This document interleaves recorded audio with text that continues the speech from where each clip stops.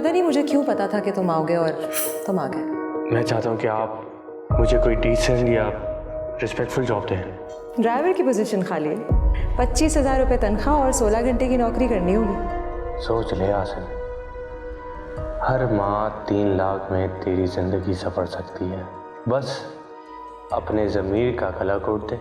क्या तुम मुझ पे एतबार करती हो?